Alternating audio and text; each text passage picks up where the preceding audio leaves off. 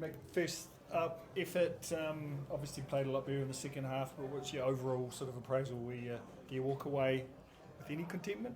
Oh, look, I think there's a little bit coming out in the second half, and we picked up parts of our game that we needed to. I look back the first 25. We had 23 phases to start the game and dropped it on the line, and then proceeded to give away 8 penalties in the next 25 minutes. So that's something we need to fix. We carried well. We had the momentum going into that first part of the game, and it would have been nice to get across the line there, start the game like that. So that's something we've got to look at. The discipline, giving away 8 penalties in that first 25. It's a tough gig from there. But I thought we came back in the second half, went out in the second half, and some of our tackles started to stick, and we carried the ball a little bit better, and we got back into the game, and then for some reason we lost a few players with cramps. So something to look at. We obviously saw your team make such a breakthrough last year and prove such a tough out at home. Is winning on the road this team's next step? Because obviously, to be a champion team or a contending team, you've got to be able to do both, right? You've got to do both. You've got to win at least, if we're going to win our home games, if we do what we did last year, we've got to win 4 away games. So that's our challenge. If we want to take the next step, and that's what we set out to do at the start of the year, we want to take the next step. Each year we've taken a step forward, and to take a step forward this year, we're aiming for a home quarter, so that means we've got to find 4 away wins. And that's a challenge. I look back at the ones we had last year. There were games where we could have possibly won. So it's a chance for us. But today, as I said, was disappointing. That first 25 minutes where we started well and then gave up 8 penalties.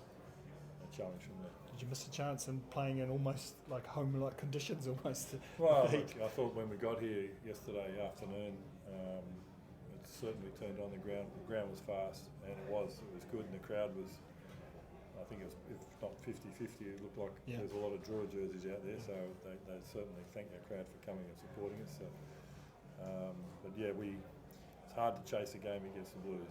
They're a good side. Quite rightly, they're one of the favourites for the tournament this year, and you can't go chasing them on their home ground. So, we've got to look at that. First 25 minutes. You've been with the boys now 3 campaigns. I mean, how are they growing into it? Are you seeing a change in their attitude and preparation and so forth? Oh, massively. They're growing into it enormously.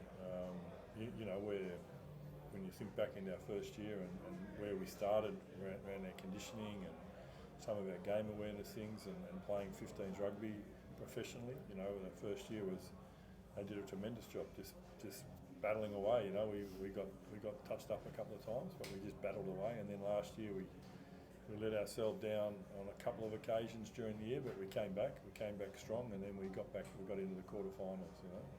So we made some progress last year, and we've made certainly progress over the pre-season with some of the work we've done. And now we need to turn that sort of progress we're making back home in Fiji. We need to turn it out on the field now. And you're seeing it down below with the career path that people might be able to see now if they can make the team? Yeah, it's definitely like we've grown. We've got 4 or 5 academy development players in our squad this year, and we've already put one of our development players this year into our squad in Masaki Vate in the lock, and we'll probably get a couple more of those young guys push their way in. So I'd say over the course of the 2 to 3 years, we're going to push about 10 young players into our squad. And we're building that, working with the FRU in their HPU units, the high performance units, and working with people involved there, and just trying to keep players on the island. That's the challenge, But we're certainly seeing some good young players being developed now, so it augurs well for the future. Mick, does it feel like what Fiji was able to do at the World Cup was very much underpinned by the Drua? I think I think the Northern Hemisphere players bring that real game hardness and the game awareness, and our boys brought a good. I think it closed the gap of years gone by on the depth. So the Northern Hemisphere players still carried a lot of the majority of the game, but we were able to push I think 8 or 9 players into the starting team, which was really good, and we've been able to really narrow that gap between what those guys are doing offshore and what's been locally produced in the years gone by. And we'd like to think over the next couple of years we can hold our own at that level.